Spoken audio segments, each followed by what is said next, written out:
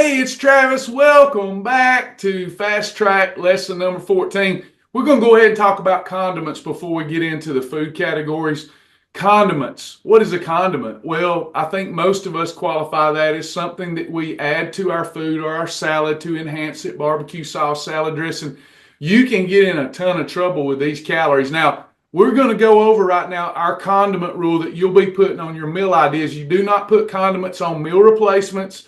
You do not put extra condiments in recipes that's in the recipe library. This is when you're combining two whole foods or you're having a sandwich or a salad and you want something to enhance the flavor that has more than 0 or negligible calories. The first condiment rule, Walden Farms calorie-free condiments, stay as close to 0 as you can. That will be just fine, okay? That you covered it there.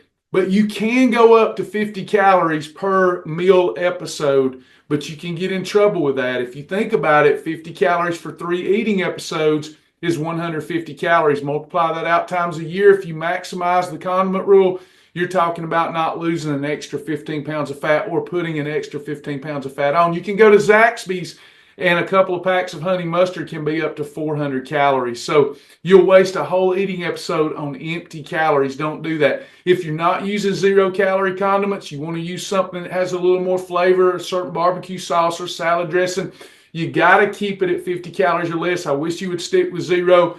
If you don't have access to the food library while you're in the grocery store and you're looking for the next best barbecue sauce or marinade or whatnot, just remember this, use the 5, 2, and few rule. 5, 2, and few. Your condiment, no matter what it is, if it's 5 grams of sugar or less per serving, 2 grams of fat or less per serving, and you use just a little, 5, 2, and few, you're good to go. If you're more than 5 grams of sugar or 2 grams of fat, I would avoid that. It's just not worth it. Be really careful. Manage those condiments. They can get you in trouble. They can be the reason as you get closer to goal that you hit the plateau because you've got those empty calories, those wasted calories.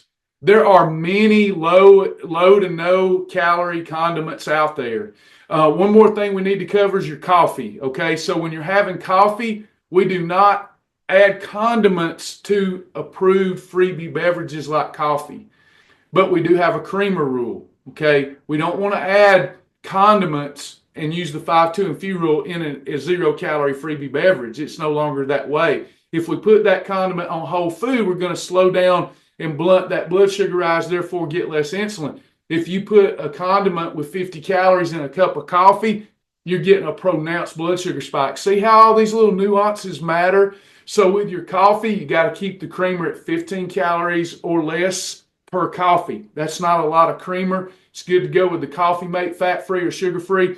But it is important to note Walden Farms has a calorie-free creamer, or I don't really care how much of it you use. If you're using a vanilla or whatever protein shake that you like that has almost no carbohydrate, like Premier protein shakes, or you have different powders. We've got like vanilla GC Control. You can use those and turn that coffee into a fat buster, okay? So I don't really mind you putting protein in, but stay away from carbs and fat in your coffee as a creamer.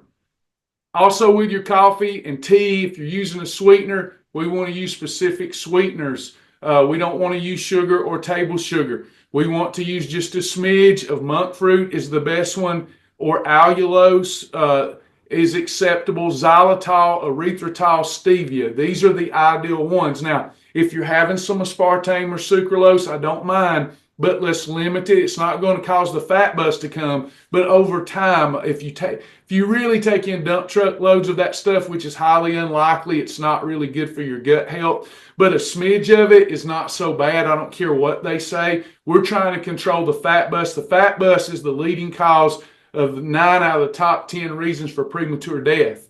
So I'm not worried. All these people that, well, sugar's better for you than monk fruit, they're crazy. They're just crazy because you're popping that insulin. You're getting that bus going, and the bus is the problem. The bus makes everything grow. We're not here to grow. We're here to shrink. All right, so that's your condiment rules. I'll see you in the next lesson.